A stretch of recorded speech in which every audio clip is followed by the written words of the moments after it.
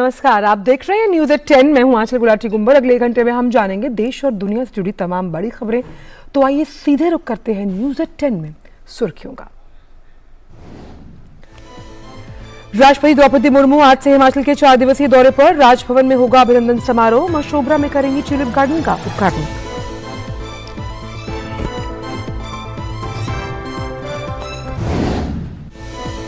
क्या केंद्र के सख्त रुख के बाद सुप्रीम कोर्ट समलैंगिक विवाह को देगी इजाजत? आज से 5 जजों की संविधान पीठ करेगी इस मामले से जुड़ी याचिकाओं पर सुनवाई।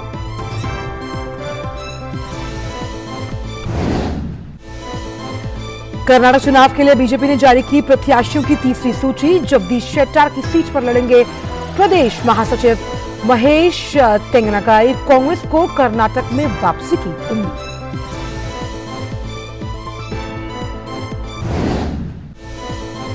वाराणसी में कृषि प्रमुख वैज्ञानिकों की G20 बैठक में आज मोटे और प्राचीन अनाज को बढ़ावा देने के लिए पेश होगा महर्षि प्रस्ताव। हैदराबाद में डिजिटल स्किलिंग पर होगी चर्चा। उधर गोवा में बैठक से पहले समुद्र तट पर केंद्रीय मंत्री डॉक्टर भारती प्रवीण पवार समेत तमाम प्रतिनिधियों ने किया योग।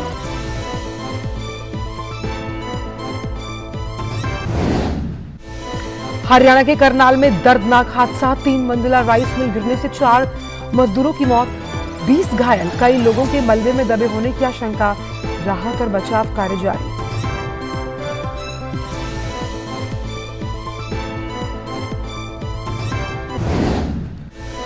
सूडान में सेना और अर्धसैनिक बलों के बीच संघर्ष में 185 लोगों की मौत, 1800 से अधिक घायल। भारत ने सूचना और सहायता देने के लिए विदेश मंत्रालय में स्थापित किया नियंत्रण कक्ष।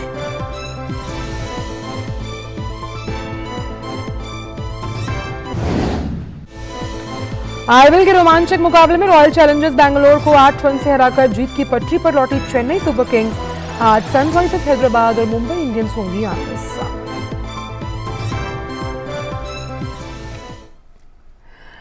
तो राष्ट्रपति द्रौपदी मुर्मू आज से हिमाचल प्रदेश के 4 दिन के दौरे पर रहेंगी। वहीं वह मशोबरा में राष्ट्रपति निवास में ठहरेंगी। राष्ट्रपति कल मशोबरा में ट्यूलिप गार्डन का उद्घाटन करेंगी।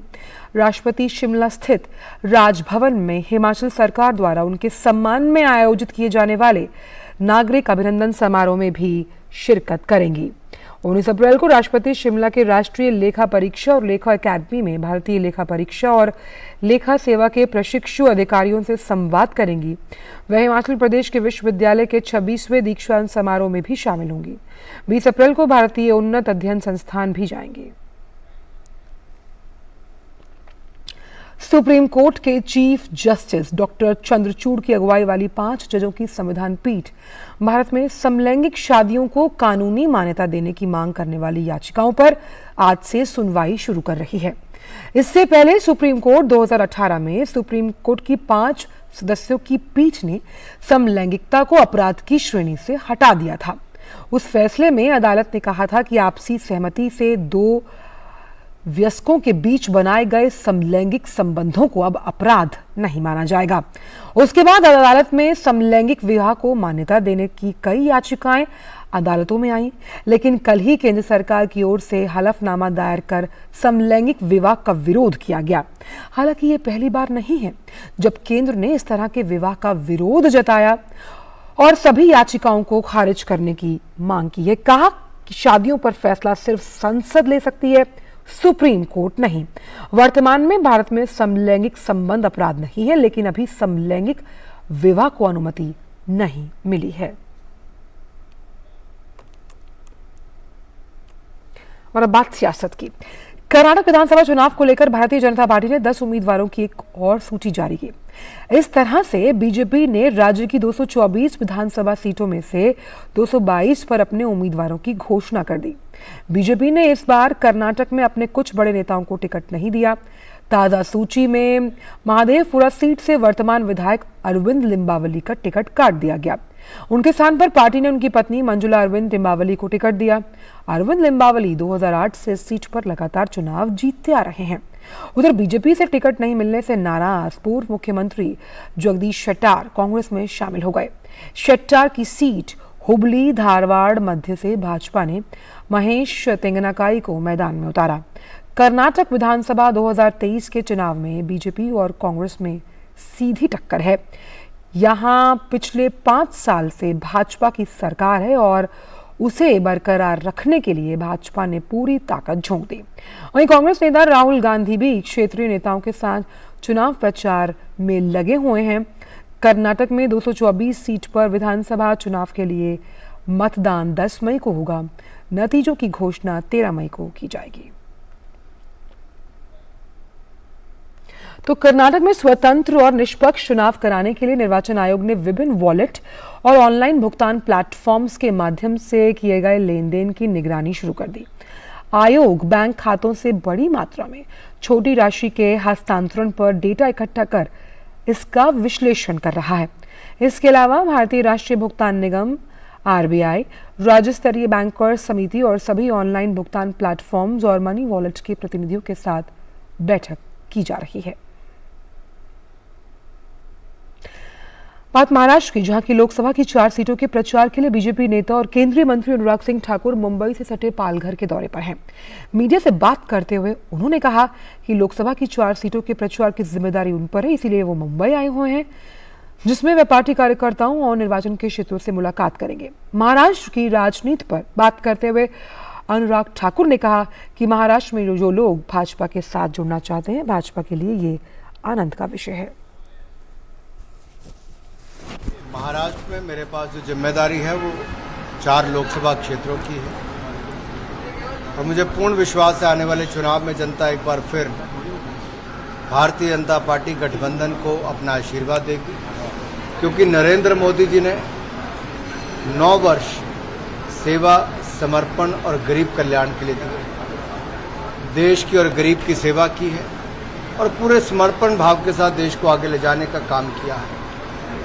और गरीबों का जो उत्थान पिछले 9 वर्षों में हुआ है वो आंकड़े बताते हैं कि 3.5 करोड़ पक्के मकान बनाना, 11 करोड़ से ज़्यादा पानी के कनेक्शन देना, 9.5 करोड़ से ज़्यादा बहनों को रसोई गैस के सिलेंडर देना, और यही नहीं, लगभग 11 करोड़ शौचालय बनाकर देना, 60 करोड़ लोगों को 5 लाख का इलाज बिल्कुल मुफ्त में आयुष्मान भारत में देना, ऐसी अन्य योजनाएं जिसका गरीबों को लाभ मिला, उनके जीवन में बड़ा बदलाव आया है। यही कारण है कि गरीबों का आशीर्वाद और व्यापारी मध्यम वर्ग का आशीर्वाद, जिनका उद्योग आगे बढ़ा है, देश की अर्थव्यवस्था आगे बढ़ी है, उनका आशीर्वाद नरेंद्र मोदी जी के साथ है। उत्तर प्रदेश में माफिया राज पर की गई कार्रवाई पर बात करते हुए अनुराग सिंह ठाकुर ने कहा कि जो लोग योगी सरकार की आलोचना कर रहे हैं, दरअसल उनकी सरकार ने ही उत्तर प्रदेश में माफियाओं को संरक्षण दिया था। यही माफिया वाले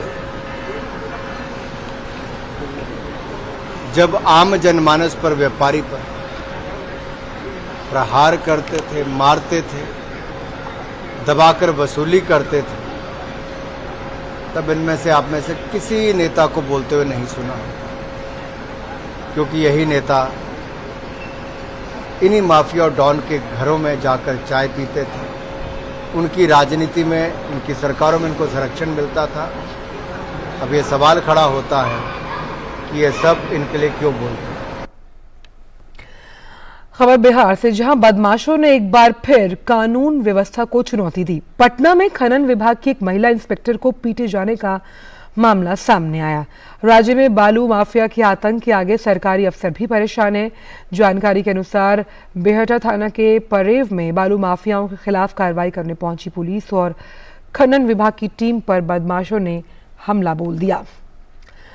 हमले में खनन विभाग की महिला इंस्पेक्टर समेत अन्य कर्मी घायल हो गए। सूचना पर आसपास के कई थानों के पुलिस के जो लोग हैं वो मौके पर पहुंचे। एक संयुक्त अभियान चलाया जा रहा था और उसमें जो भी ओवरलोडेड गाड़ी थी उसे पकड़ा जा रहा था और पकड़ करके जहाँ पे प्लेस है वहाँ पे रखने की व्यवस्था की जा रही है। इसी क्रम में जो है कुछ असामाजिक तत्व भीड़ बना करके जो भी ये लोग थे इनके खिलाफ जो है रोड़ेबाजी और जो है रड से और डंडे से जो प्रहार किया गया और जो है हिंसा की गई, जिस संबंध में बेटा में प्राथमिकी अंकित की जा रही है। अभी तक जो है कुल 44 लोगों को गिरफ्तार किया। बात हरियाणा के करनाल की, जहां एक दर्दनाक हादसा पेश आया। यहां 3 मंजिला राइस मिल की इमारत गिर गई। इमारत के मलबे में कई राइस मिल कर्मियों के दबे होने की आशंका है। करनाल के एसपी के अनुसार हादसे में 4 लोगों की मौत हो गई है, जबकि 20 लोग घायल बताए जा रहे हैं। मलबा हटाया जा रहा है। हादसे की जांच के लिए कमेटी बनाई गई। कमेटी की रिपोर्ट आने के बाद कानूनी कार्रवाई की जाएगी। घटना स्थल पर डॉक्टर पहुंचे और एनडीआरएफ और एसडीआरएफ की टीम्स भी पहुंच रही हैं। डेफिनेटली काफ़ी दुख का विषय कि ऐसी घटना हुई है, बट जो भी कार्रवाई पुलिस की तरफ से बनती है वो करेंगे। मौके पे पहुंच के हम लोगों ने रेस्क्यू ऑपरेशन चालू किया। एडमिनिस्ट्रेशन की टीम पूरी यहाँ पे थी, हॉस्पिटल्स वगैरह सारे एक्टिवेट कराए, डॉक्टर्स पहुँचे वहाँ पे, और जो भीड़ इकट्ठे गई है उससे भी हम लॉ एंड ऑर्डर काबू में रख रहे हैं। एनडीआरएफ की टीम और एसडीआरएफ की टीम भी पहुँच रही है, बट अभी तक जो हमें पता चला है कि वही 20 की इंजरी है और 4 डेथ है, और सारी गिनती करवा ली गई है, तो अभी कोई मिसिंग नहीं है, कोई मिसिंग पर्सन। बाकी रेस्क्यू ऑपरेशन वो जो मलबा लग रहा है उसका हटाने का काम चल रहा है, जो कि पूरा दिन लगेगा कम से कम। और उसके बाद जो डीसी साहब ने जो कमेटी गठित की है उनकी रिपोर्ट का भी इंतजार रहेगा। खबर मध्य प्रदेश से, जहां के इंदौर में सेज यूनिवर्सिटी के मेस का खाना खाने से 22 छात्राओं की तबीयत खराब हुई है। छात्राओं को फूड पॉइजनिंग की शिकायत के बाद अस्पताल में भर्ती कराया गया। अस्पताल प्रबंधन में जो प्रबंधक हैं डॉक्टर राजेश लेखी, उनके अनुसार 13 बच्चों को अस्पताल में भर्ती कराया गया, जिसमें से एक आईसीयू में है और करीब 19 बच्चों का इलाज ओपीडी में हुआ। अब सभी बच्चों की हालत स्थिर है और उनका इलाज चल रहा है। करीब 22 बच्चे बीमार होकर और अस्पताल में आए। हमने तुरंत उनका इलाज किया। उसमें से करीबन 13 बच्चों को हमने अस्पताल में भर्ती किया, जिसमें से एक बच्चा आईसीयू में भी भर्ती है। करीब 9 बच्चों को ओपीडी में इलाज हुआ। अभी सभी बच्चों की हालत स्थिर है, उनका इलाज चल रहा है। वक्त एक छोटे से ब्रेक का। समाज की बेड़ियां तोड़कर हासिल किए अनोखे मुकाम, उज्जवल भविष्य के स्वप्न के साथ उन्मुक्त गगन में भरी उड़ान, बाधाओं के बंधन काटकर साबित की अपनी पहचान। जो अपने बुलंद हौसलों से सामाजिक बेड़ियां तोड़कर लिख रही है वीरता की गाथाएं। मैं उन्मुक्त, मैं स्वच्छंद, मेरा ध्येय अनंत, मेरी दिशा अनंत। मिलिए इन प्रेरणादायक शख्सियतों से मेरे साथ कार्यक्रम तेजस्विनी में, सिर्फ डीडी न्यूज पर।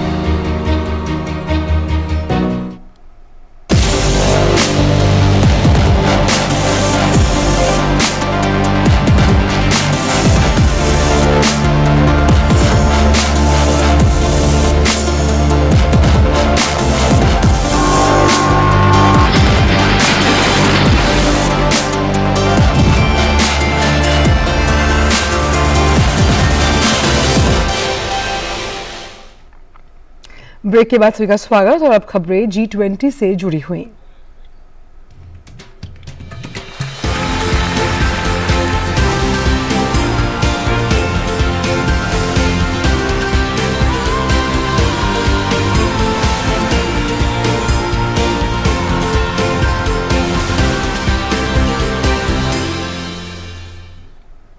तो G20 स्वास्थ्य कार्य समूह की दूसरी बैठक गोवा में जारी है। 3 दिवसीय बैठक का आज दूसरा दिन। आज की बैठक में चर्चा का विषय है डिजिटल हेल्थ में नवाचार और समाधान के जरिए यूनिवर्सल हेल्थ कवरेज को कैसे हासिल किया जाए। साथ ही डिजिटल हेल्थ इकोसिस्टम को ऐसे बनाया जाए जो कि सिटीजन सेंट्रिक हो। इसके साथ ही G20 के हेल्थ एजेंडे पर आज चर्चा समाप्त हो जाएगी। इसके बाद दोपहर में डिजिटल हेल्थ पर साइड इवेंट्स का उद्घाटन केंद्रीय स्वास्थ्य मंत्री डॉक्टर मनसुख मांडविया करेंगे। साथ ही डिजिटल हेल्थ पर एक प्रदर्शनी का भी उद्घाटन किया जाएगा। दूसरे दिन की बैठक से पहले आज सुबह गोवा के खूबसूरत बीच पर डेलीगेट्स ने योग सत्र में हिस्सा लिया। योग सत्र में केंद्रीय स्वास्थ्य राज्य मंत्री डॉक्टर भारती प्रवीण पवार ने भी शिरकत की। आज second health working group meeting की सुबह, दूसरी दिन की सुबह हमने शुरुआत की है योगा से। और जैसे कि हमने फर्स्ट मीटिंग केरला में हुई, वहाँ पे भी योगा सेशन किया था। आज भी यहाँ पे डेलीगेट्स है। और योगा जो कि एक हमारी रोजाना प्रैक्टिस होना बहुत ज़रूरी है। आदरणीय प्रधानमंत्री मोदी जी ने ये योगा को इंटरनेशनल लेवल पे लेके इतना अच्छा उसे पहुंचाया है। तो आज अनेक देशों से लोग आते हैं, योगा सीखते हैं। योगा अपने आप में एक हीलिंग भी है। हमारी सांस्कृतिक विरासत ने ये हमें बहुमूल्य एक तोहफा दिया है योगा के माध्यम से, कि जिससे हम अपने आप को अच्छा रखें। और ये प्रैक्टिस करने के बाद मुझे लगता है कि ये रेगुलर प्रैक्टिस हम अपने आप के लिए भी करें, हम परिवार दोस्तों से भी करवाएं। सोसाइटी में इसका अच्छा अवेयरनेस जाना ज़रूरी है। सो प्रिवेंशन में इसको बहुत हम लोग महत्व देते हैं। तो गोवा के समुद्र तट पर योग सत्र का जायजा लिया हमारे संवाददाता नितेंद्र सिंह ने। गोवा में चल रहे हेल्थ वर्किंग ग्रुप की बैठक के दूसरे दिन योग सत्र का आयोजन किया गया है गोवा के इस खूबसूरत बीच पर। और आप देख सकते हैं ये जो डेलीगेट हैं वो योग कर रहे हैं। दिन भर के हेक्टिक शेड्यूल से पहले अपने आप को तरोताजा कर रहे हैं, रिलैक्स कर रहे हैं, तनाव से मुक्त कर रहे हैं। और इस योग सत्र में केंद्रीय स्वास्थ्य राज्य मंत्री डॉक्टर भारती प्रवीण पवार भी हैं। और जितने भी डेलीगेट्स हैं, जिसमें WHO के प्रतिनिधि या यूरोपियन यूनियन और तमाम जो बड़े देश हैं, उनके जो G20 के डेलीगेट्स हैं, वो योग सत्र में हिस्सा ले रहे हैं। योग हम जानते हैं कि भारत का एक सुपर पावर है और अंतर्राष्ट्रीय योग दिवस के बाद काफी लोकप्रिय हुआ है। और योग करने से न केवल मन को शांति होती है, रिलैक्स होता है, तनाव को मुक्ति मिलती है। तो जो दिन भर कल भी दिन भर बैठक चली थी, उसमें काफी शेड्यूल हेक्टिक होता है। आज भी दिन भर बैठक चलेगी। तो उससे पहले ये डेलीगेट अपने आप को तनाव मुक्त कर रहे हैं योग के जरिए। ये 45 मिनट का जो योग प्रोटोकॉल है अंतर्राष्ट्रीय दिवस पे जो मनाया जाता है, उसी प्रोटोकॉल के तहत ये योग प्रैक्टिस कराया जा रहा है। और गोवा के जो आयुष मंत्रालय के जो योग के एक्सपर्ट हैं वो प्रैक्टिस करवा रहे हैं। और बहुत ही बारीकी से जितने भी आसन हैं, प्राणायाम है, वो सिखाया जा रहा है, बताया जा रहा है। G20 के जब डेलीगेट इस योग को कर रहे हैं तो इसका एक बहुत ही स्पष्ट संदेश है कि वन अर्थ वन हेल्थ का जो कंसेप्ट है उसको आगे बढ़ाया जाएगा। और साथ ही साथ प्रिवेंटिव हेल्थ पर सरकार का, जो दुनिया के बाकी जो सरकार है, उनका भी ध्यान जाएगा और लोग भी इसको अपने जीवन में अपनाएंगे।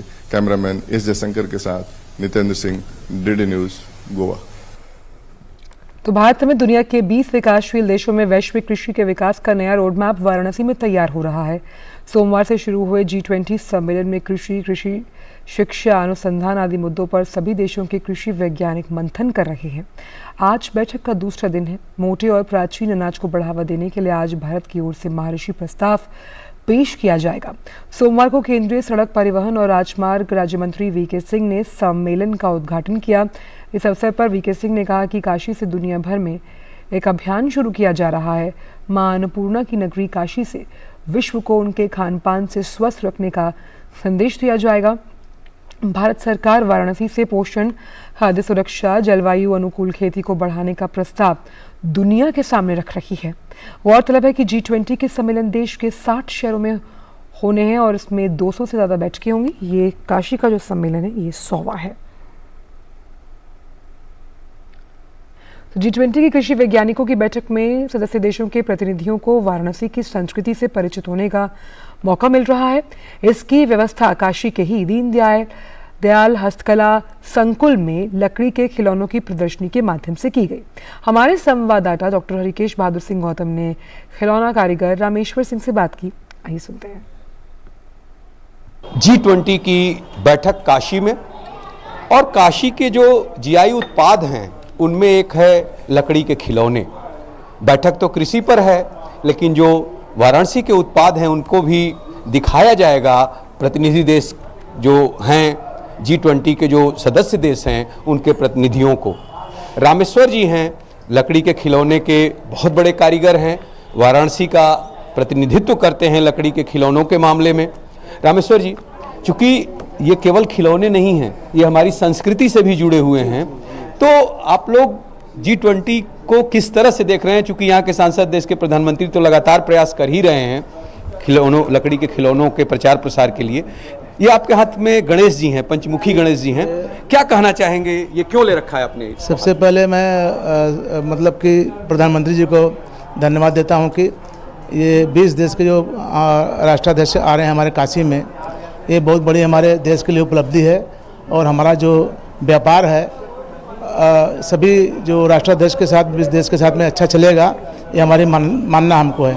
और हम लोग जो है बहुत उत्साहित हैं इस चीज़ के लिए करके कि जो हमारे गेस्ट आएंगे उनको हम सबसे पहले ये पंचमुखी गणेश जी भेंट करेंगे, जो कि हमारे गणेश जी जो हमारे आराध्य देवता भी हैं और शुभ मतलब कि इसको माना जाता है। हमारी संस्कृति में भी गणेश जी का बड़ा ऊंचा स्थान है और गणेश जी के द्वारा ही हम इस काम को शुभारंभ करेंगे।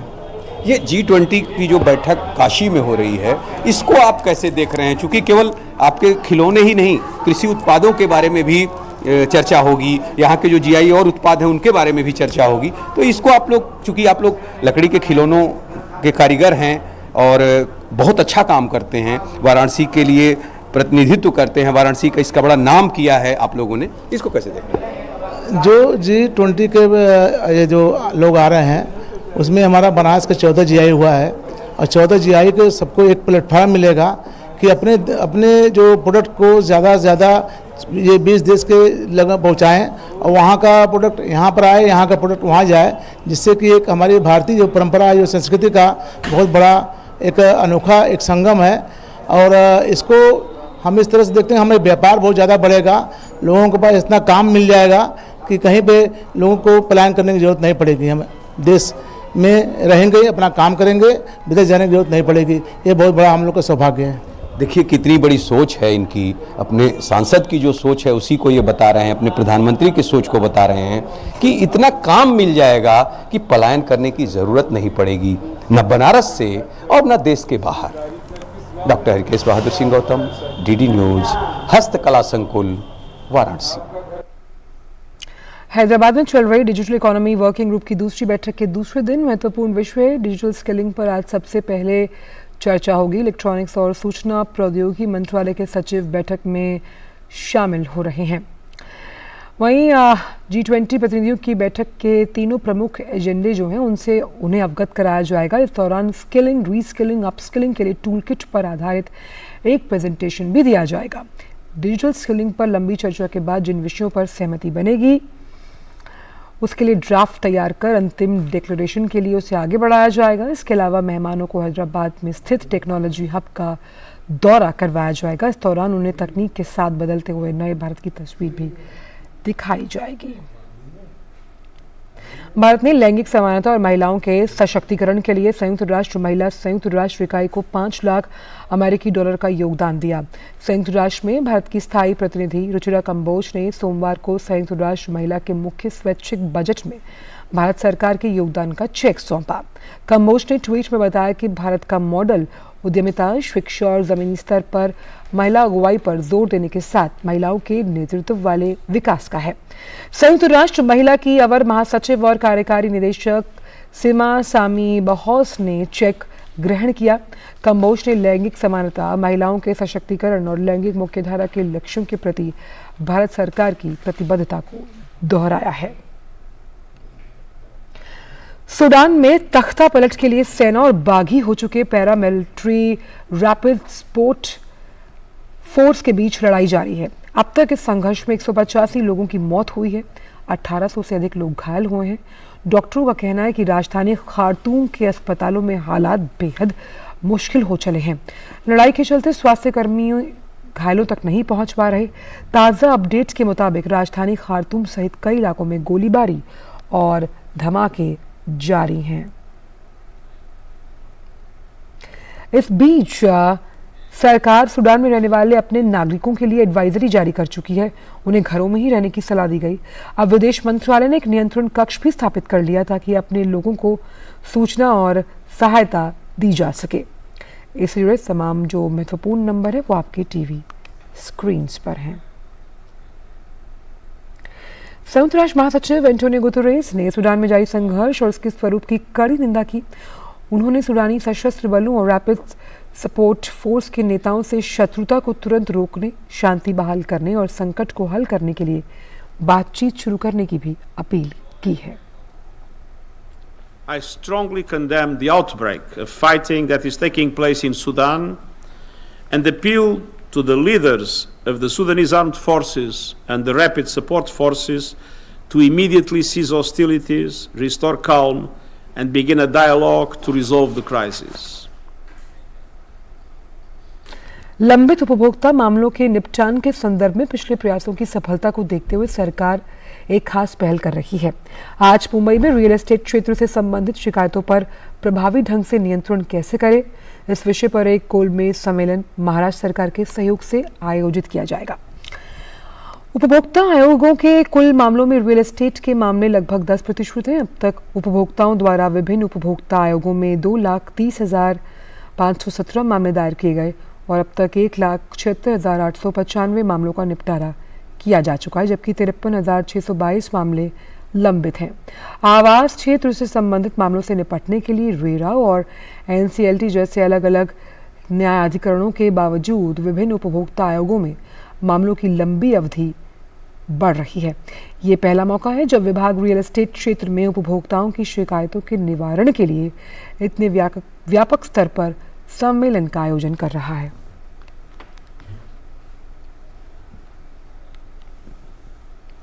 भारत का HAL वर्तमान में हिंदुस्तान लीड फाइटर ट्रेनर के विकास पर काम कर रहा है। हमारी संवाददाता नंदिता डागर ने HAL के विमान प्रभाग के प्रभारी से बात की। क्या कुछ खास हो रहा है वहां, आइए जानते हैं। इंडिया की डिफेंस रिसर्च, डेवलपमेंट और मैन्युफैक्चरिंग इंडस्ट्री को आगे देखना होता है, यानी कि फ्यूचरिस्टिक होने के लिए प्रेडिक्ट करना होता है कि आगे किस तरह की तकनीक और हथियार और प्लेटफॉर्म्स चाहिए होंगे। ये एक Hindustan lead in fighter trainer है, यानी HLFT, जिसे हिंदुस्तान एरोनॉटिक्स लिमिटेड डिज़ाइन और डेवलप कर रहा है।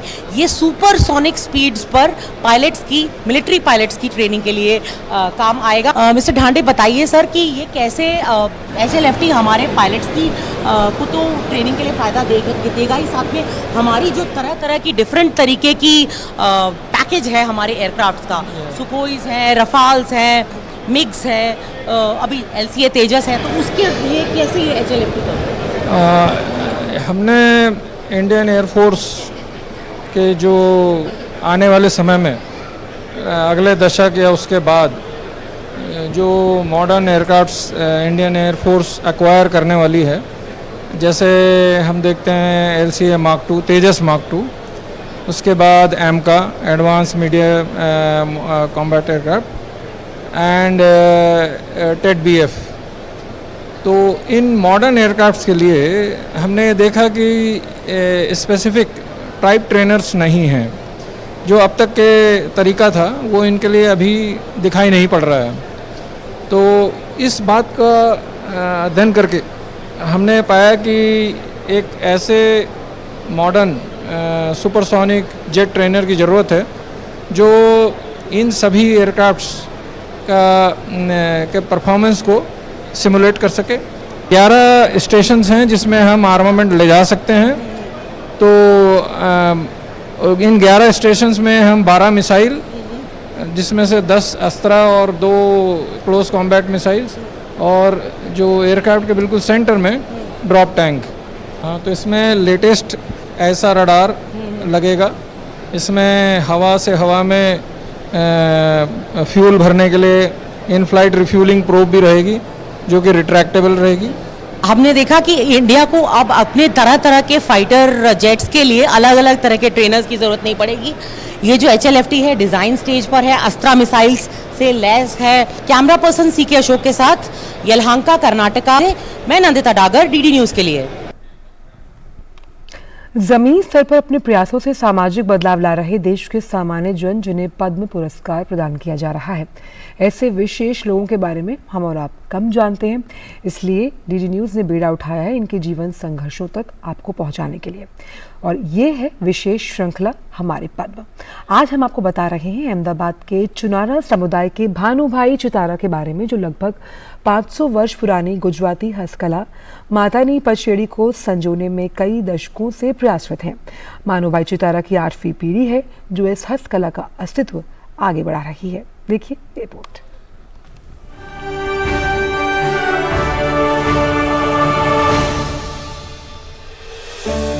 एक कलाकृति कितना कुछ बयां कर रही है ना, यह है कलमकारी। और कई 100 साल पहले से ही ये कलाएं हमारे देश में रही हैं और आगे बढ़ाई जा रही हैं। कई तो परिवार ऐसे हैं जो पीढ़ी दर पीढ़ी इन्हीं कलाओं को सहेज कर आगे बढ़ा रहे हैं, जैसे गुजरात के अहमदाबाद के भानुभाई चितारा, जो मातानी पचेड़ी को आगे बढ़ाने वाले अपने परिवार की 8वीं पीढ़ी हैं। उनके बेटे 9वीं पीढ़ी भी अब इसे आगे बढ़ा रहे हैं, है ना कमाल की बात। एक नायाब उदाहरण कला को समर्पण के प्रति।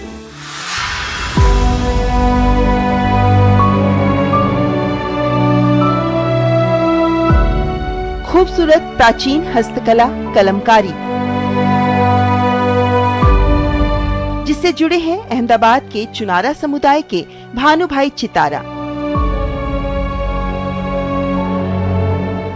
67 वर्षीय भानुभाई लगभग 500 वर्ष पुरानी गुजराती हस्तकला मातानी पचेड़ी को संजोने में कई दशकों से प्रयासरत हैं। चितारा परिवार मातानी पचेड़ी कला पर काम करने वाले कुछ एक परिवारों में से एक है।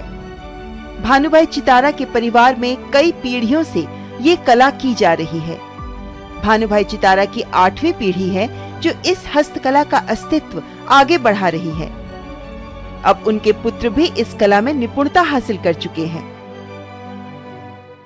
ये कला तो बहुत पुरानी है, वैसे भी आगे हम बढ़ाना चाहते हैं, और ये वैसे भी हम तो बढ़ा दे। लड़के भी अभी हाल में काम कर रहे हैं, जो नेचुरल कलर है। अभी तो केमिकल का जमाना चल रहा है, ये कला में बहुत केमिकल ही हो रहा है सब। ये भारतीय हस्तकला गुजरात के इतिहास से जुड़ी है। मातानी पचेड़ी का शाब्दिक अर्थ है माँ देवी के पीछे। कपड़े पर पेंटिंग की ये शैली देवी देवताओं के अलग अलग रूपों और उनकी कहानियां दर्शाती है। ये पीस है मातानी पचेड़ी, ये लगभग 80 साल से पुराना है, और ये बनाने में लगभग 8 से 10 दिन लगते थे पहले, जो ब्लॉक से भी बनता है, आधा कलम से भी बनता है। ये लगभग 80 साल पुराना है, और ये कलर अभी भी हाल में मौजूद है, और फास्ट कलर है। कैमल बना हुआ है, ऊँट, वो हाथ से बना हुआ है कलम से, और ये ब्लॉक है लगभग 400 साल पुराना है, और ये 80 साल से पुराना है, और ये अभी भी हाल कलर भी मौजूद है। इस कला को करने वाली गुजरात की वाघरी खानाबदोश जनजातियां होती थीं, जो ग्रामीण समुदायों द्वारा माता के विभिन्न अवतारों की पूजा करने के लिए इसे तैयार करती थी। इस कला में हाथों से पहले महीन चित्रकारी की जाती है, फिर इसमें प्राकृतिक रंग भरे जाते हैं। पापा की उम्र जो अभी 67 इयर्स ओल्ड है, लेकिन अभी भी उनको इस कला के लिए आप बताओ कि अभी पापा ये माता की पचड़ी बनानी है, तो तुरंत ही हमको प्रोवाइड करते हैं कि आपको किस चीज़ की ज़रूरत है, वो हमको पूरा मार्गदर्शन देते हैं। बहुत खुशी की बात है, सरकार, भारत सरकार ने अभी आर्ट को बहुत ही ज़्यादा प्रोत्साहन देने का फैसला कर रही है। हमें बहुत खुशी है कि हमारे गुजरात में 2023 के लिए एक पिथौरा पेंटिंग और मातानी पचड़ी 2 आर्टिजन को पद्मश्री अवार्ड से नवाजा गया है। इसी तरह आर्ट को और आर्टिजन को ज्यादा से ज्यादा प्रोत्साहित किया जाए, ताकि हमारी भारत की धरोहर और संस्कृति और ज्यादा निखार के जिंदा रहे। एक मान्यता के अनुसार इस कला की शुरुआत गुजरात के एक ऐसे समुदाय ने की जिन्हें जातिवाद के कारण मंदिर में जाने से रोका जाता था। उस दौरान वे स्वयं वस्त्र पर ही इस कला के द्वारा देवताओं के चित्र बनाकर पूजा करते थे। मातानी पचेड़ी के माध्यम से देवी माँ मंदिरों के साथ साथ शहर की गलियों और झुग्गियों तक विराजमान हो गईं। हालांकि अब ये भेदभाव समाप्त हो चुका है, लेकिन मातानी पचेड़ी की पूजा की परंपरा आज भी जारी है।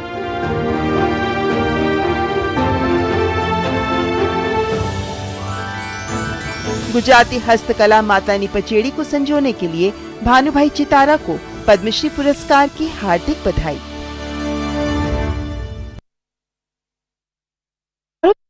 किस्से सुनने और सुनाने की परंपरा रही है। वेदों के बारे में कहा जाता है कि वो कई पीढ़ियों तक मौखिक रूप से लोगों को सौंपे गए। कहानी सुनाए बिना गांव की सभा की कल्पना ही नहीं की जा सकती। बहुत समय पहले जब संचार की कोई आधुनिक साधन उपलब्ध नहीं थे तो कौन भूल सकता है दादी नानी की जो ये कहानियां होती थी, जो वो बच्चों को सोते समय सुनाने के लिए ये कहानियां सुनाया करती थी। प्रधानमंत्री ने 27 सितंबर 2020 को प्रसारित मन की बात कार्यक्रम में कहानी कहने की इस सदियों पुरानी परंपरा को याद किया, जिसमें उन्होंने कहानी कहने के पारंपरिक रूप को जीवित रखने पर जोर दिया। आइए सुनते हैं।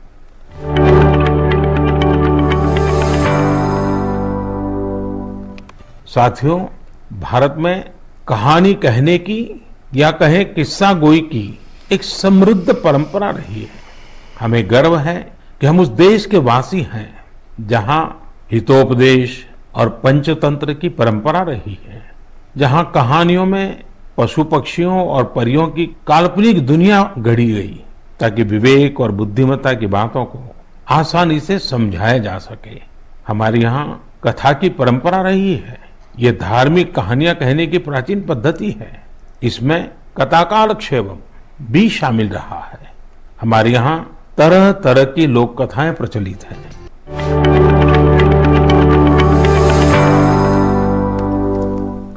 खबर भारतीय रेल से जुड़ी हुई, जिसने वित्त वर्ष 2022-23 के लिए 2.40 लाख करोड़ रुपए का रिकॉर्ड राजस्व दर्ज किया। ये राशि इससे पहले वित्त वर्ष में प्राप्त राजस्व के मुकाबले करीब 49,000 करोड़ रुपए से अधिक है, जो कि 25% की वृद्धि दर्शाती है। वित्त वर्ष 2022-23 के दौरान माल भाड़ा जो रेवेन्यू था उसमें भी जोरदार वृद्धि देखी गई। 1.62 लाख करोड़ रुपए पर यह पहुंचा है और पिछले वित्त वर्ष की अगर तुलना की जाए तो ये 15% ज्यादा है। भारतीय रेल का यात्री रेवेन्यू भी इस दौरान अब तक 61% वृद्धि के साथ 63,300 करोड़ पर पहुंच गया। भारतीय रेल 3 साल बाद अपने पेंशन खर्च का पूरा भुगतान करने में सक्षम रही। राजस्व में अच्छी वृद्धि और सख्त जो खर्च का प्रबंधन था उसके चलते रेलवे में 98% से ज्यादा परिचालन अनुपात हासिल करने में मदद मिली है। यह अनुपात संशोधित लक्ष्य के दायरे में है। सभी तरह के राजस्व खर्च को पूरा करने के बाद रेलवे अपने आंतरिक संसाधनों से पूंजी निवेश के लिए 3,200 करोड़ रुपए उपलब्ध करवाने में सफल रही। रेलवे ने 1 लाख करोड़ रुपए अपनी नेटवर्क क्षमता बढ़ाने में निवेश किया है। वक्त छोटी सी ब्रेक का।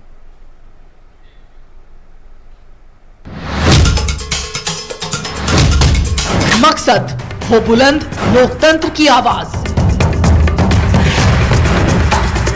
जज्बा तमाशे का शोर नहीं, जनहित पर हो जोर, मुद्दा जो तय करता हो देश की दिशा, सवाल वही जिनसे जुड़ा हो जन सरोकार।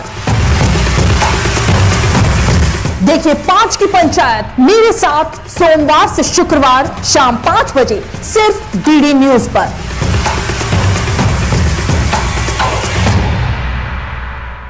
फोटो देख रहे हैं, मैं वो कोई फैक्ट चेकर चाहता है आज सवाल है। आसान नहीं होता सच के लिए लड़ना। जिसकी आवाज कोई नहीं बनेगा उसकी आवाज हम करें। जो डर जाते हैं वो झूठ से कहां टकराते हैं।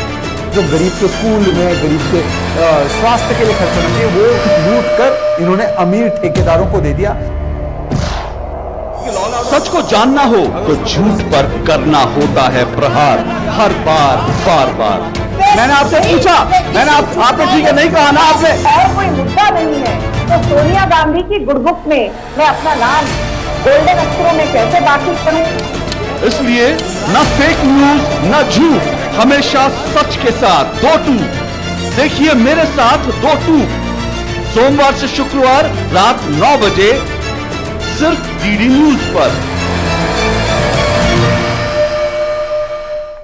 ब्रेक के बाद सभी का स्वागत। अब जानते हैं खेल जगत की कुछ अहम खबरें स्पोर्ट्स रैप के जरिए। आईपीएल में आज सनराइजर्स हैदराबाद और मुंबई इंडियंस की टीम आमने सामने होंगी। यह मुकाबला हैदराबाद के घरेलू मैदान पर खेला जाएगा। मौजूदा सीजन में सनराइजर्स हैदराबाद और मुंबई इंडियंस ने अब तक 4-4 मैच खेले हैं, जिसमें से दोनों को 2-2 मुकाबलों में जीत हासिल हुई है, जबकि दोनों ने 2-2 मुकाबले गंवाए हैं। मुंबई इंडियंस को अपने पहले मैच में बेंगलुरु और दूसरे मैच चेन्नई से हार मिली थी। उसके बाद उसने वापसी करते हुए दिल्ली और कोलकाता को हराया। वहीं हैदराबाद ने अपने पिछले 2 मैच जीते हैं। हालांकि टीम ने टूर्नामेंट की शुरुआत लगातार 2 हार से की थी। ऐसे में आज के इस मुकाबले में सनराइजर्स हैदराबाद और मुंबई इंडियंस की कोशिश अपनी जीत के सिलसिले को बरकरार रखने की होगी। आईपीएल के 24वें मुकाबले में चेन्नई सुपर किंग्स ने रॉयल चैलेंजर्स बेंगलोर को 8 रन से हरा दिया। इस जीत के साथ ही सीएसके जीत की पटरी पर लौट आई है। वहीं आरसीबी की टीम को इस बार अपने होम ग्राउंड पर हार का मुंह देखना पड़ा। रोमांचक मुकाबले में आरसीबी के कप्तान फाफ डु प्लेसिस ने टॉस जीतकर गेंदबाजी करने का फैसला किया था। पहले बल्लेबाजी करने उतरी चेन्नई ने निर्धारित 20 ओवर में 226 रन बनाए। जवाब में आरसीबी की टीम 8 विकेट पर 218 रन ही बना सकी और मैच गंवा दिया। चेन्नई के लिए ड्वेन कॉनवे और शिवम दुबे ने विस्फोटक पारी खेली।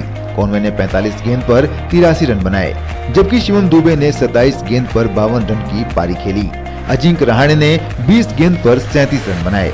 वहीं आरसीबी के कप्तान फाफ डु प्लेसिस और ऑलराउंडर ग्लेन मैक्सवेल ने तीसरे विकेट के लिए 126 रन की साझेदारी की। मैक्सवेल 36 गेंद पर 76 रन बनाकर आउट हुए और फाफ डु प्लेसिस 33 गेंद पर 62 रन बनाकर पवेलियन लौटे। बाएं हाथ के तेज गेंदबाज मोहसिन खान आईपीएल 2023 के शेष मैचों के लिए लखनऊ सुपर जायंट्स की टीम में शामिल होने के लिए तैयार हैं। चोट के कारण शुरुआती दौर के मैचों में बाहर रहने के बाद मोहसिन की टीम में वापसी लखनऊ के फैंस के लिए एक सुखद खबर है। मोहसिन कंधे की चोट के कारण एलएसजी के लिए आईपीएल 2023 के पहले 5 मैच नहीं खेल पाए थे।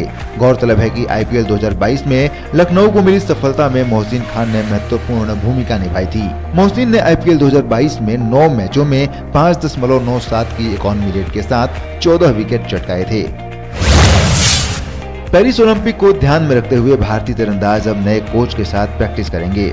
लंदन ओलंपिक में कोरियाई महिला टीम और व्यक्तिगत महिला का स्वर्ण पदक जिताने वाले बेक वुंग की एशियाई खेलों में भारतीय तीरंदाज के नए कोच होंगे। इसके बाद उनका अनुबंध पेरिस ओलंपिक तक के लिए बढ़ाया जाएगा। बेक वुंग की रिकर्व तीरंदाजों को प्रशिक्षित करेंगे। वे अंताल्या में शुरू हो रहे विश्व कप स्टेज 1 में भी टीम के प्रशिक्षक होंगे। बेक वुंग अभी तक साई सोनीपत स्थित तीरंदाजी सेंटर ऑफ एक्सीलेंस से जुड़े हुए थे। साल 2014 के एशियाई खेलों के बाद से ये पहली बार है जब रिकर्व तीरंदाजों को विदेशी कोच मिला है।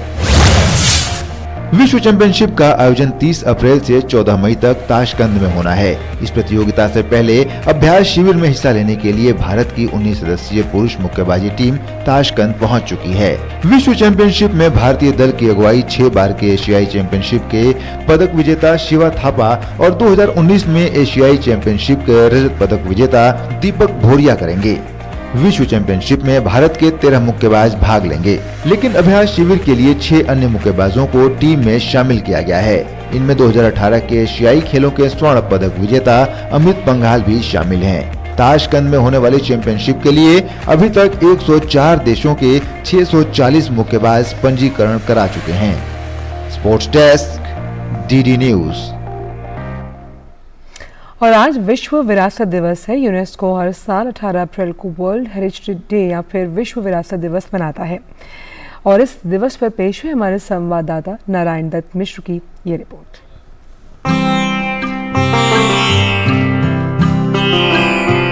धरोहर या विरासत अर्थात परंपरा द्वारा प्राप्त वह अमूल्य संपत्ति जिसका संरक्षण निश्चित रूप से विश्व संस्कृति की समग्रता हेतु मनुष्य मात्र का कर्तव्य है। और इसी उद्देश्य को ध्यान में रख प्राकृतिक, सांस्कृतिक और मिश्रित इन 3 वर्गों के आधार पर यूनेस्को द्वारा सन 1982 से ही विरासत स्थलों की उद्घोषणा की जा रही है। All over the world there are 157 World Heritage Monuments from a list of 167 countries. So if we divide this list of monuments, that is 1157, with the number of the countries, that is 167, each country would be getting an average 7 monuments in the list of World Heritage Monuments. But the fact that India has got 40 World Heritage Monuments shows the cultural importance of India. UNESCO ने अब तक भारत में कुल 40 धरोहरों या विरासत स्थलों की घोषणा की है, जहां प्राकृतिक सौंदर्य के साथ साथ सांस्कृतिक तत्वों से सजी ऐतिहासिक समृद्धि अनायास ही सबका ध्यान अपनी ओर खींच लेती है। हमने भारत में भी मिस्र की तरह ममीकरण की एक टेक्निक खोज निकाली, जिसका हम रामायण से लेकर दक्षिण पूर्वी एशिया के देशों तक उसका प्रभाव देख सकते हैं। दरअसल पुरातात्विक अध्ययन की कई अलग अलग शाखाएं उन ऐतिहासिक स्थलों को भी पहचानती हैं और दुनिया के सामने सब प्रमाण प्रस्तुत करती हैं जो पहली नजर में संभव ही नहीं प्रतीत होती। प्राचीन धरोहर एवं मानव की गतिविधियों के अवशेष जमीन ही नहीं बल्कि पानी के अंदर भी सुरक्षित हैं। विज्ञान एवं तकनीकी के विकास से आज सागर की गहराइयों में इनकी खोज, अध्ययन एवं संरक्षण सुगम हो गया है। भारत का विशाल जल क्षेत्र जलमग्न पुरावशेषों की दृष्टि से बहुत समृद्ध है। आज हम सभी का यह कर्तव्य है कि हम इनके संरक्षण के लिए समुचित प्रयास करें। पुरातत्वविद निश्चित रूप से सांस्कृतिक स्थलों की ऐतिहासिकता को परिपुष्ट करने का महनीय कार्य विविध तथ्यों के आलोक में करते हैं। हमारी प्राचीन राजधानी इंद्रप्रस्थ में भी अति महत्वपूर्ण ऐसे स्थान हैं जो हमें अपने गौरवमय इतिहास से जोड़ते हैं। इनमें अनेक विशेष है। पुराना इंद्रप्रस्थ पांडव किला, जिसके अंदर अभिलेख पाए गए हैं, जहाँ की बहुत सारे मंदिर थे। सांस्कृतिक स्थलों की महिमा से सराबोर भारत या कहें कि समग्र विश्व में प्राचीन कीर्ति स्तंभों को प्रकाश में लाने और उन कीर्तियों को सुरक्षित रखने संबंधी उद्देश्यों की पूर्ति हेतु यूनेस्को द्वारा प्रतिवर्ष 18 अप्रैल को विश्व विरासत दिवस मनाने की महनीय परंपरा प्रत्नकीर्तिम अपावृणु के महत्व को निश्चित रूप से और अधिक प्रतिष्ठापित करने का कार्य कर रही है। नारायण दत्त मिश्र की रिपोर्ट, डीडी न्यूज।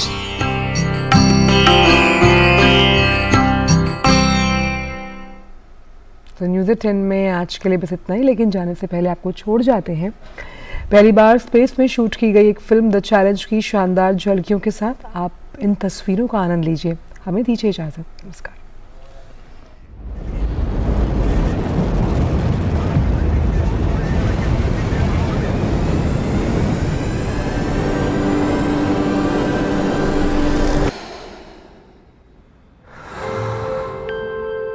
Как ты думаешь, почему человеку так надо в космос? Ребят, как состояние? Работаем.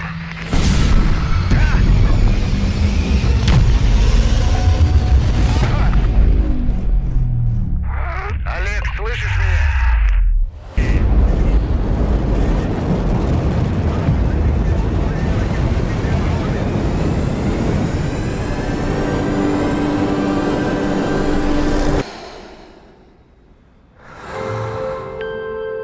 Как ты думаешь, почему человеку так надо в космос?